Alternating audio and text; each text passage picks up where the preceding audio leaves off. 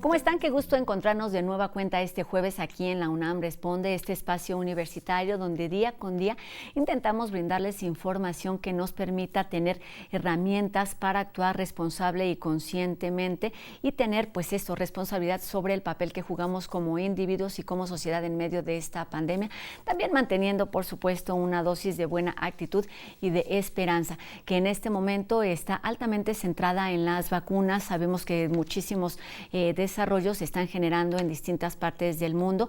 Aquí en México ha sido desde el principio una prioridad el que se desarrolle una vacuna mexicana y en este sentido pues hay grupos de trabajo de nuestra universidad que están investigando sobre este tema, pero también el CONACYT en este momento está apoyando por lo menos 4 vacunas contra COVID-19 mismas que cuentan ya con el apoyo del sector empresarial mexicano. Ojalá tengamos noticias positivas y pronto sobre este tema. Y bueno, al mismo tiempo que hablamos de vacunas, es indispensable seguir hablando también sobre tratamientos para atacar la enfermedad de COVID-19. Y esta tarde en nuestra entrevista hablaremos de una de las alternativas creadas desde la Facultad de Ciencias de nuestra universidad en colaboración con algunas otras instancias. Así que para conocer los detalles sobre este tratamiento y los medicamentos que están proponiendo, saludamos a nuestros invitados de hoy. El primer término es el doctor en Ciencias Sigifredo Pedraza Sánchez, quien es profesor de la Facultad de Ciencias de la UNAM. Doctor, ¿cómo está? Mucho gusto, buenas tardes. Buenas tardes, Rosa, mucho gusto y gracias por la oportunidad. Pues gracias a ustedes por compartirnos este trabajo de investigación y también saludo al doctor José Luis Gálvez Romero, quien es médico internista del Hospital Regional del Iste en el estado de Puebla, donde se realizó este estudio y además cuenta con una maestría en ciencias médicas, entre algunos otros estudios. ¿Cómo está, doctor? Buenas tardes. Muy buenas tardes a todos. Muchas gracias por la invitación. Pues gracias por estar aquí con nosotros. Estamos por lo menos en una semana en donde todos los reflectores han estado acaparados por las vacunas que se están ya aplicando y que están llegando a nuestro país, pero no debemos dejar de lado lo que sucede con respecto a los tratamientos. ¿Cuáles son las novedades en este sentido, doctor Gálvez? Los tratamientos van dirigidos de acuerdo a la etapa de la enfermedad. La enfermedad tiene una etapa inicial que es donde el virus empieza a replicar. Después hay otra etapa donde empieza a haber inflamación en el cuerpo. Después hay otra etapa donde hay muchísima inflamación, un daño importante a nivel pulmonar. Hoy en día hay muchos medicamentos, muchos de ellos controversiales, y lo importante es saber identificar en qué momento es adecuado iniciarlos.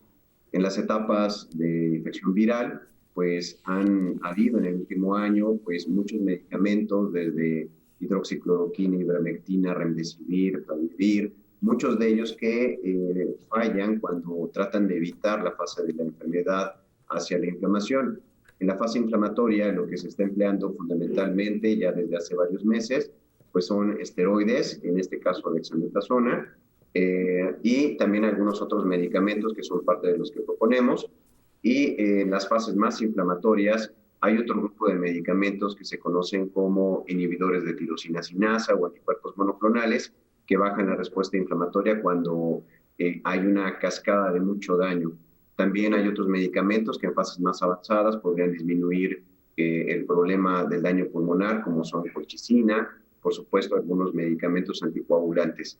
Es decir, hay una gran variedad de medicamentos que se han venido empleando a lo largo de, pues desde el inicio de la pandemia, más de 1.500 ensayos clínicos en todo el mundo tratando de identificar cuáles son los medicamentos correctos y lo que se ha aprendido durante todo este tiempo es que debemos identificar cuál es el proceso de la enfermedad o la etapa de la enfermedad en la cual algunas personas pueden tener riesgo de tener mucho daño e incidir con los medicamentos adecuados y por supuesto que estén a nuestro alcance, que esto es fundamental.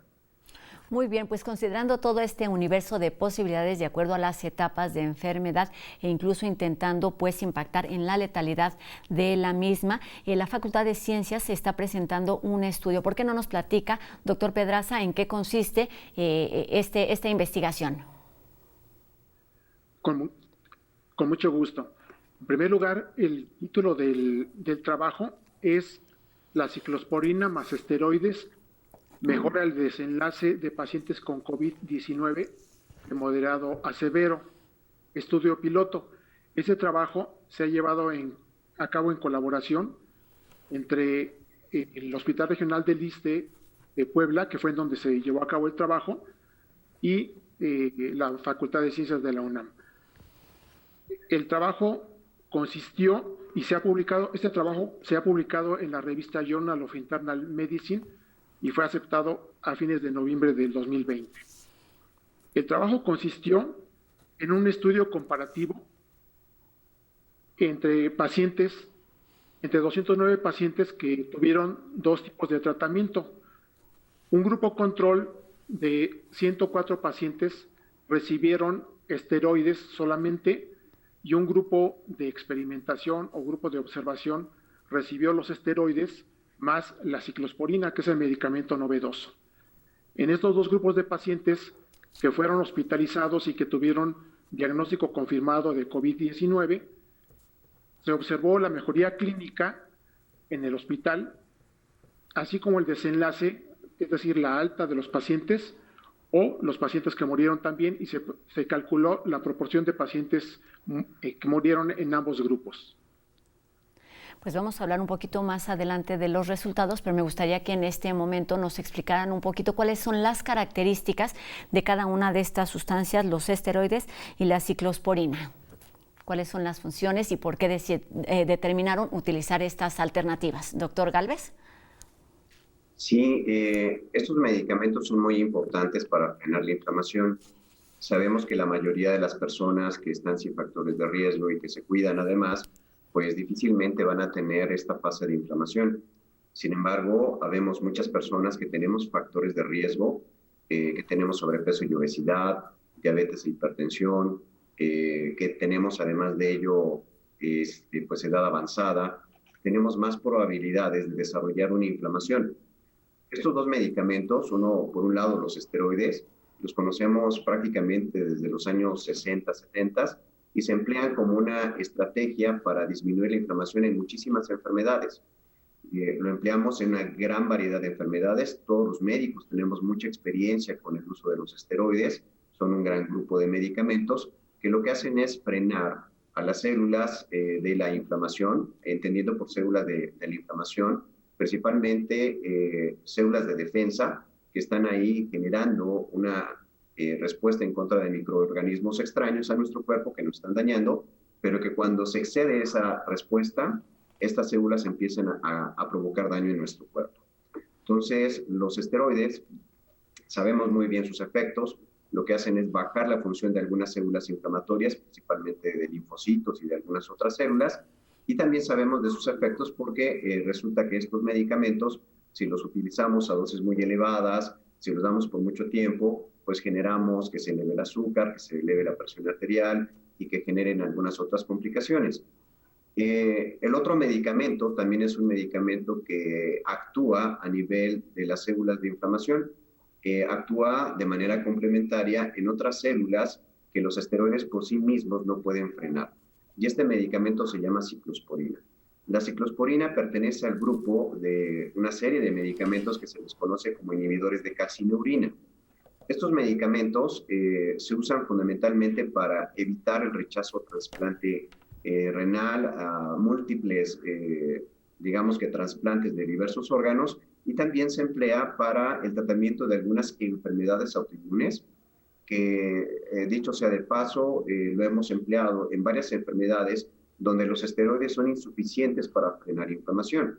Entonces, de igual manera, es un medicamento que se conoce desde los años 70, que también conocemos sus efectos, pero que fundamentalmente no tenemos tanta experiencia en el ámbito médico para emplearlo en una gran variedad de enfermedades, y generalmente lo dejamos como una última opción. El medicamento ciclosporina tiene evidencia de tener cierta actividad contra coronavirus, contra varios tipos de coronavirus. También ayuda a frenar la actividad de otras células inflamatorias, por ejemplo, macrófagos, que no lo hace eso los esteroides por sí mismos. Entonces, la intención de combinar estos medicamentos es para que tengan sinergia entre ambos y logren apagar lo que más puedan ese daño que se está generando a nivel pulmonar. Los efectos de este medicamento, que es la ciclosporina, pretende bajar el daño que se está generando por estas células de nuestras defensas que nos están generando daño, que están infiltrando el pulmón y que están generando mucha respuesta de inflamación y de daño. Los efectos colaterales de la ciclosporina, los que más se conocen, es que en algunas personas puede subir la presión arterial y además de ello, en algunas personas he encontrado que puede incrementar el desarrollo de insuficiencia renal, aunque estas complicaciones generalmente se observan cuando manejamos el medicamento a dosis muy altas y también por tiempos prolongados. En nuestro caso lo hemos manejado en promedio de 10 a 14 días y las dosis que se han empleado generalmente no hemos observado datos de insuficiencia renal. Conociendo pues las cualidades y también los posibles efectos de estos medicamentos, es que se aplicó a un sector de la población, a pacientes que estaban presentando la enfermedad de COVID-19. Doctor Pedraza, ¿por qué no nos platica un poquito de los resultados que obtuvieron después de esta observación realizada, tengo entendido, entre el mes de abril y mayo del 2020? Así es, el efecto fue llevado a cabo en ese tiempo. Gracias. Bueno, los resultados más importantes fueron dos. El primero fue que en los pacientes que recibieron la ciclosporina más los esteroides se vio una mejor recuperación en términos de una evaluación clínica de una recuperación más rápida cuando se comparó con el grupo de pacientes que recibieron solamente los esteroides. Y el otro resultado muy importante fue una reducción en la mortalidad. Podemos ver en la gráfica que la mortalidad disminuyó en los pacientes que recibieron el tratamiento con ciclosporina más esteroides, comparado con el grupo de pacientes que recibieron solamente esteroides. En el estudio, los pacientes se clasificaron con COVID leve, moderada y severa, de acuerdo a criterios clínicos y sobre todo al daño pulmonar, con evidencias también clínicas. Entonces, cuando se analizaron todos los pacientes, que fueron 209 pacientes, se observó que la mortalidad en los pacientes que recibieron solamente los esteroides, la mortalidad fue del 35%, mientras que los pacientes que recibieron esteroides más ciclosporina disminuyó a 22%. Pero cuando los pacientes se analizaron para el grupo de COVID de moderada a severa, hubo una reducción del 50% en la mortalidad. Quiere decir que el tratamiento fue más efectivo para los pacientes de COVID de moderada a severa. En esta figura que estamos viendo ahora, es el resumen gráfico que aparece en la versión electrónica del artículo publicado en la revista Journal of Internal Medicine. Podemos ver el resultado más importante del estudio. Aparece una gráfica en donde se ve la evolución, la mejora de los dos grupos de pacientes, y se ve en la gráfica roja, que representa el grupo de pacientes que recibieron la ciclosporina más los esteroides, que su recuperación fue mejor y más pronto, y además la tasa de mortalidad fue menor comparado con el grupo de pacientes que recibieron solamente los esteroides, que se recuperaron más lento y que hubo una mayor mortalidad. Esos son los resultados más importantes. Muy bien, entonces en cuanto se fueron aplicados, vamos, en distintas etapas de la enfermedad, ya fuera leve, severa y grave, y en todos estos se obtuvieron los resultados. Pero me gustaría que nos hablaran brevemente en cuanto a la efectividad, por ejemplo, sobre la edad, si eran hombres, mujeres, respecto también al rango de edad, e incluso si algunos de ellos tenían, como hemos escuchado durante esta pandemia, pues algunas complicaciones por otras enfermedades, por otras comorbilidades. Sí, claro. El rango de edad que manejamos en el estudio y que hemos seguido aplicando, pues ha sido desde los 18 años hasta pacientes de 95 años. Okay. Es decir, el medicamento se puede emplear en todos los rangos de edad. Incluso es muy probable que pueda ser aplicado en otros rangos diferentes a los que hemos empleado. Se mostró una buena respuesta en ambos sexos, es decir, tanto en hombres como en mujeres. Sabemos que de suyo, los hombres tenemos una respuesta inflamatoria más intensa. Nuestra testosterona implica que incremente una sustancia en nuestro cuerpo que se llama interleucina 6, y esto hace que incluso a nosotros los hombres la enfermedad sea pues más agresiva. Entonces, comparando sexos, por supuesto, la respuesta es buena en ambos, tanto masculino como femenino. Y por otro lado, en relación a las comorbilidades, por supuesto, tratamos también las comorbilidades. Es decir, tratamos pacientes con sobrepeso y obesidad, tratamos pacientes con diabetes y tratamos pacientes con hipertensión. Lo que observamos en los pacientes con diabetes es que la misma enfermedad, la replicación del virus, por sí mismo genera que se eleve la glucosa. Cuando hay una infección agregada, incrementa más la cantidad de glucosa y, como habíamos mencionado, el uso de los esteroides pues hace que se suba más la glucosa. Entonces, en ellos, lo que consideramos muy importante es tener un buen control de su glucosa a través del manejo con insulina, por un lado, y por el otro lado también observamos que los pacientes que son hipertensos, por sí mismos, la misma enfermedad también sube la presión arterial. No encontramos muchas elevaciones de la presión arterial. De cualquier manera, se ajustaban los medicamentos y generalmente el curso de la enfermedad fue muy similar entre aquellos que tenían hipertensión o no tenían hipertensión. Los que tenían diabetes, pues el mayor efecto que se obtiene o efecto colateral que se observa, pues es el descontrol de la glucosa, para el cual manejamos insulina. Sí, claro, otras afectaciones que se deben ir observando mediante este proceso de infección y de contagio. Nos queda poco tiempo y me gustaría que nos hablaran pues, de cuáles son las posibilidades para su aplicación de forma masiva después de la realización y la aplicación de este estudio con resultados positivos, la publicación incluso en una revista científica. ¿Qué posibilidades tiene para su aplicación, doctor Pedraza? Bueno, de hecho, el tratamiento, después de que se llevó a cabo este estudio piloto, estudio inicial en el Hospital del ICE de Puebla, se ha seguido aplicando en el propio hospital y con buenos resultados de acuerdo a las referencias que dan pues quienes llevan a cabo el estudio, ¿no? Entonces ese es un buen inicio que comprueba que las bondades del tratamiento. Sin embargo, para la implementación del estudio a otros niveles, eso no nos corresponde a nosotros, sino que a otras instancias del sector salud.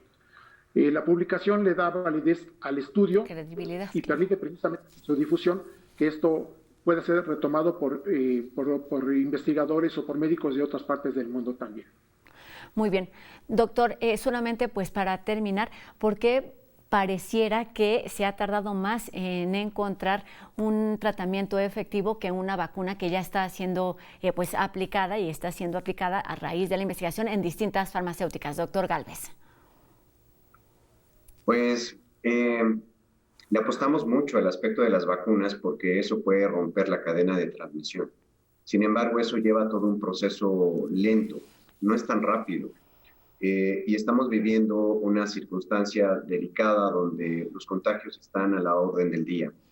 Sí es necesario que sigamos pensando en que es importante apostarle también a bajar la tasa de mortalidad, a disminuir el daño pulmonar y ayudar a que pues, menos personas muramos justamente por esta infección tan letal que pues muchos tenemos seguramente familiares, amigos o conocidos que han perdido la batalla pues con esta infección. Exactamente, lo que debemos hacer pues es tener mucha paciencia y tener mucha esperanza en los trabajos de investigación que están haciendo pues la comunidad científica, no solo de nuestro país, sino del mundo entero, porque es importante tener estas colaboraciones. Así que pues gracias a ustedes dos que están precisamente iniciando con esta colaboración desde nuestra universidad, desde el hospital allá en Puebla, para tener resultados que podrían que fueron positivos y que podrían replicarse en otras instancias de salud y también de investigación. Le agradezco mucho al doctor en Ciencias Sigifredo Pedraza Sánchez, profesor de la Facultad de Ciencias de nuestra universidad, por estos minutos, y también al doctor José Luis Gálvez Romero, quien es médico internista del ISSSTE en el estado de Puebla. Muchas gracias por estos minutos y pues también por compartir las posibilidades y los beneficios de estos medicamentos. Buenas tardes.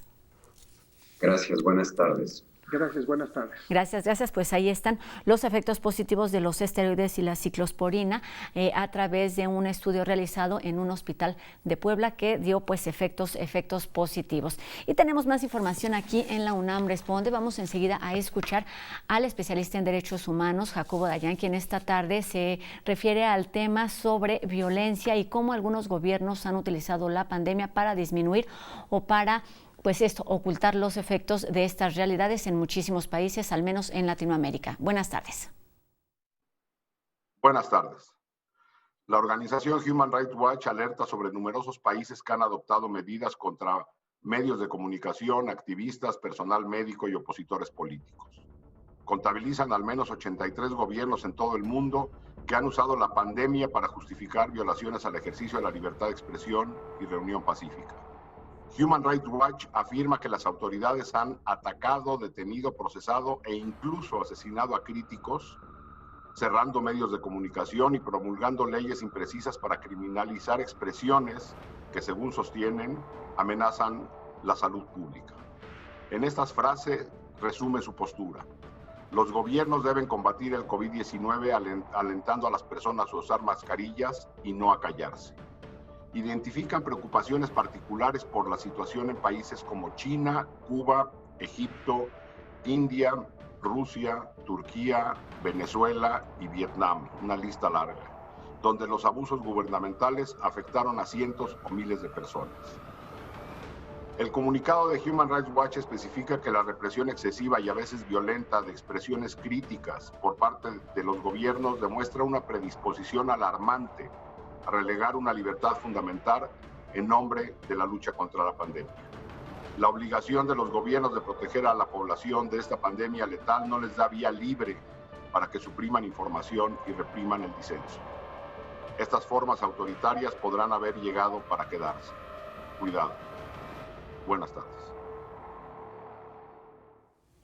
Así es, ningún hecho, ninguna situación justifica la represión en contra de la sociedad y de todo tipo de manifestaciones. Y vamos enseguida a escuchar una de las reflexiones de la Coordinación de Humanidades sobre lo que sucederá cuando se abran las puertas, en voz de la doctora Adriana Sandoval. Cuando se abran las puertas. La reflexión de Humanidades UNAM sobre el futuro. Sí creo que nuestra vida tendrá que asumir cambios, como es el giro a lo virtual, a lo digital, tanto en lo cotidiano como en lo laboral y económico.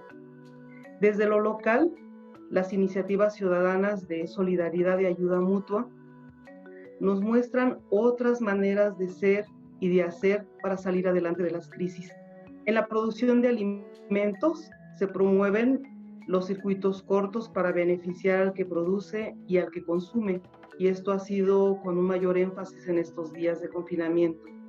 La economía local ahora tendrá que integrar el tema de la higiene y contribuir a contar con ambientes limpios.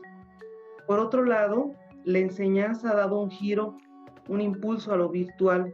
En cuanto a los servicios de salud, se exige que sean eficientes y también se exige que tengan una cobertura para toda la población. Y esto es muy marcado en las áreas rurales, donde son escasos y muy limitados los servicios de salud.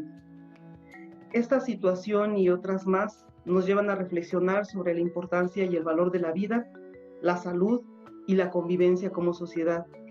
Pero también nos plantean nuevos retos que tiene que enfrentar la universidad, el gobierno, las organizaciones de la sociedad civil, las empresas, las familias, en sí las personas.